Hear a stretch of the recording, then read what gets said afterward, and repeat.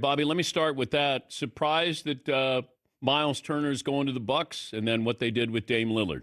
Yeah, I was surprised. I thought, listen, Indiana gets to an NBA Finals, and certainly Turner is a priority. I think things changed a little bit with the Halliburton injury as far as where Indiana is going next year with their roster. I think the interesting thing, Dan, they haven't paid the luxury tax in 20 years. Wow. If they had signed Turner, this would have put them into tax for the first time, and they basically let him walk to a division rival that's trying to keep their franchise level player on their roster.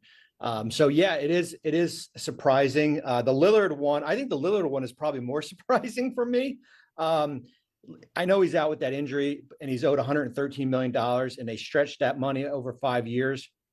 It's the biggest stretch ever, $22.9 million that he's going to be owed. And I think when Damian does get returned from that injury, he'll have a high demand, whenever that is. It might be a year from now here, but it will be interesting how this Bucks roster with they lose Brook Lopez, but they get Myles Turner to join Giannis.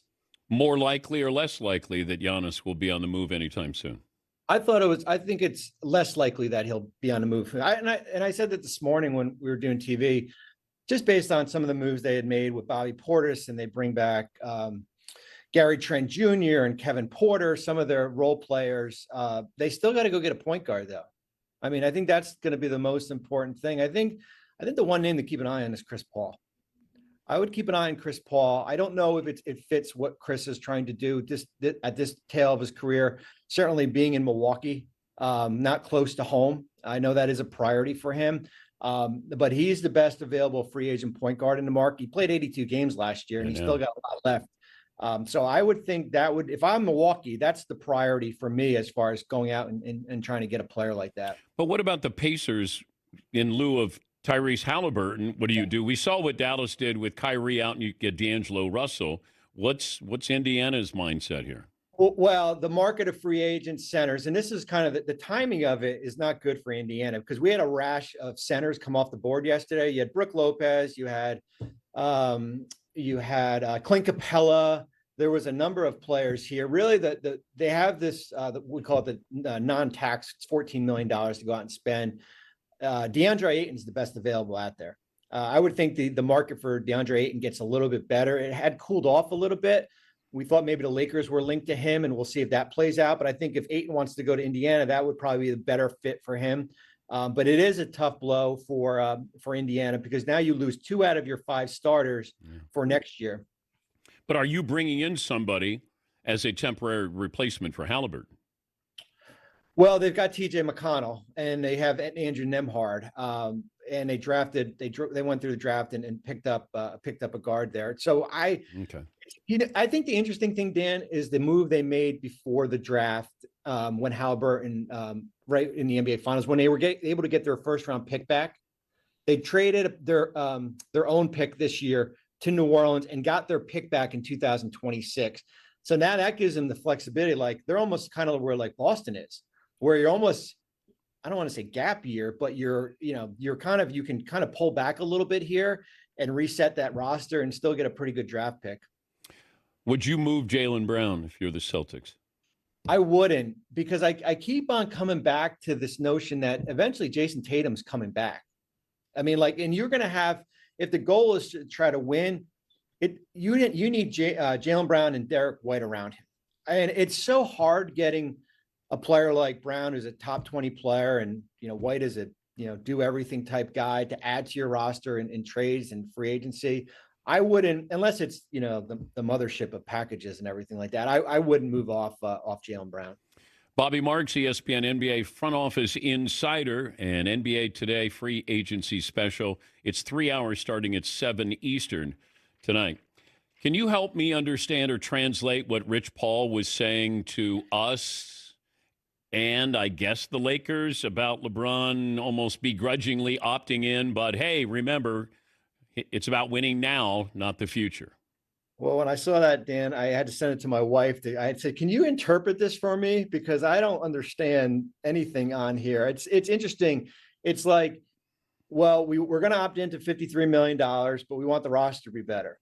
And I want to win. It has to be a championship roster. Well, if you wanted to do that, why didn't you just decline your option? You had your pick of teams. I mean, that would have been essentially the easiest thing to do here. Now he's opted in. There's an incomplete for the Lakers as far as their offseason so far. I mean, they went out and got Jake LaRavia, but we've been talking since February about getting a center. I mean, they need to get a center, and there's no market for them outside of Ayton right now. And it's going to be interesting, the collateral damage or the impact if they don't make significant improvements here, because you've got Luka on one end, who's your future, and then you have LeBron here on a last year of a contract here. You're basically kind of working on two different timelines. Yeah, I'm trying to understand. And they lose Dorian Finney-Smith to the Rockets. Yep. And I start to wonder, okay, they're going to bring back Austin Reeves. You think he turned down that extension, but they're going to bring him back, I'm guessing. But I just wonder, what exactly is LeBron saying? And I agree with you. I said the same thing. If you don't like what it looks like in L.A., then go to Cleveland and win another title there. If you're not happy with this, you're not part of the future, then you can win a championship in Cleveland with the East wide open. Yeah, I mean, I think it would have worked maybe 5 years ago.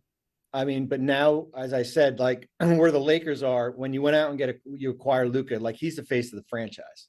Like he's the face of the franchise. They're not going to go out and make a short-term move to satisfy LeBron. Like they're not going out and giving up all their draft equity for a short-term move for a player that likely won't be on their roster next But aren't year. the Lakers trying to win now, Bobby? Well, that's what they're trying to kind of thread the needle. Like you're trying to thread the needle of winning now, saving your flexibility for next year. It's hard to do in the Western Conference. Yeah. Trying to do that in the Western Conference, we went through yesterday. Dallas got better because they got D'Angelo Russell as a temporary replacement for Kyrie. Of course, Cooper Flagg. You go through the list: Denver, Cam Johnson, Houston, of course. As far as where they're, OKC brings back everything. Like if you tell me right now, is the Lakers a top 5 or 6 team in the West? I don't think they are. And we had this debate this morning. I would say the Dallas and Nico Harrison got criticized. He got crucified, right? Like, and that's rightfully so based on the trade and what happened. But you could make the argument that Dallas is in a better position right now than the Los Angeles Lakers as far as where they are. And I know they got lucky with Cooper Flagg. But with Cooper Flagg, and if they get Kyrie back and the depth they have with that roster, if they stay healthy, that they're in a better position. I don't want to hear Nico Harrison tell me about the vision that he had, because the vision was, hey, I traded away Luka. People hated me. We had injuries. If we win one more game, we're not even in the lottery. Yeah. There's no vision here. He lucked into Cooper Flagg. That's all he needed to say. Yeah. Hey, I still believe in defense. When we're healthy, we're going to be very competitive. We lucked into the lottery, and I got Cooper Flagg. That's it. But don't tell me, hey, you see the vision that I had? What exactly is that vision? You know, it would have been refreshing if he just went up there and goes, man, we got lucky. yeah. I mean, like humanize it. Like humanize it, right? We would all been like, yeah, you know what? You did get lucky. What do you expect out of Cooper Flagg first year? Oh, man. I tell you, I've probably told this story too many times, but I mean, I live down in Southwest Florida, and I saw Cooper play when he was at Montverde at the City of Palms Classic in Fort Myers. This is when Cooper was 16. This was his senior year in high school. And this is with Derek Queen and Liam McNeely and Asen Newell, that team. And I was sitting with a scout, and I said to the scout, I go, I'm not making this up. I go, he could play in the NBA right now. 16. The beauty of Cooper Flagg is not him scoring 22, 23 points a game. The beauty of Cooper Flagg is defense. I mean, his defense, as far as his length, his IQ, that's what's going to keep him in these games down the stretch here. And I think he's all business. I had an opportunity to sit down with him, high level, but I love the fact that he can come in right now and make an impact defensively. But I also wonder, how do you ease him in to a lineup do you start him? You start him, then you have PJ Washington come off. That's the thing with Dallas. They got so much depth. They have, whether it be PJ Washington or Najee Marshall or Caleb Martin, I mean, you go Kyrie, Clay, Cooper, AD, Derek Lively, Daniel Gafford. I mean, that's kind of what you're looking at here. But I do think I mean, Jason's talking about, Kid is talking about playing my point a little bit here too, which is going to be interesting here. But I do think you kind of, it's like baptism by fire. Yeah, I don't know. Maybe I'd have him come in off the bench. He's playing against their second unit. But then you do kind of want him surrounded a little bit there. I mean, he's really got the luxury of he can defer, and nobody's going to complain if he defers. Whether if he went to the Wizards or went to Brooklyn, I mean, all eyes would be on him like, all right, let me see what you can do. With Dallas, he can attempt to blend in a little bit there. Yeah, it's almost like a quarterback getting drafted with the first pick and like basically throwing him into like on an expansion team. Like we saw that, I think Derek Carr, right, with the Texans. And, where Cooper, he's not going to Utah or Washington or Brooklyn, one of these teams that's rebuilding. You basically have all these veterans around him that you can ease him more into the situation. Any big moves you're expecting? We have all these restricted free agents out there. Jonathan Kuminga, Josh Giddey. There's a group of them. The problem is there's no money out there in free agency for a team to come in and give an offer sheet here. We'll see what happens on the trade front. Free agency, we had a lot come off the board on Monday here. Like we might be done by the end of the week, free agency wise. It's the downside of the ability to negotiate with your own players once the finals ends. If you were going to, let's say one of your children, you're going to show and tell, bringing in my dad, he's going to explain the NBA aprons. So it's career day.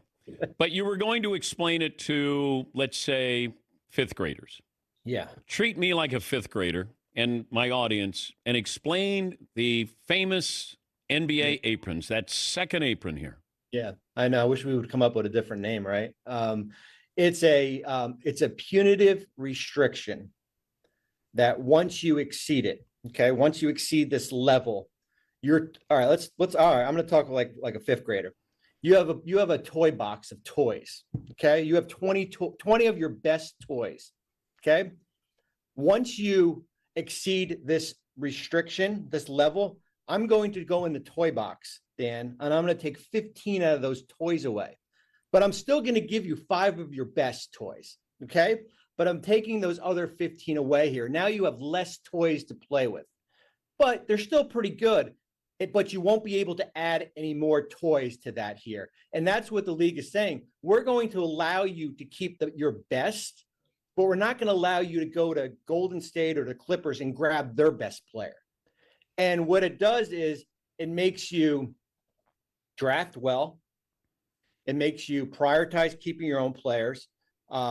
If you don't, like Phoenix, who's been a second apron team and had 3 high-level players, and they have 3 shiny toys, but not really anything else good to that roster, it really hurts you. Like Oklahoma City is going to be, if they're a team that can defeat the second apron, as we call it, they're the ones that can do it because of Shea, Chet, Jalen Williams, 4 first-round picks next year. All these young players, when Lou Dort gets expensive, Cason Wallace will probably replace him. When Isaiah Hartenstein replaces him, Thomas Sorber, who they drafted, replaces him. So you can keep on turning the wheel there.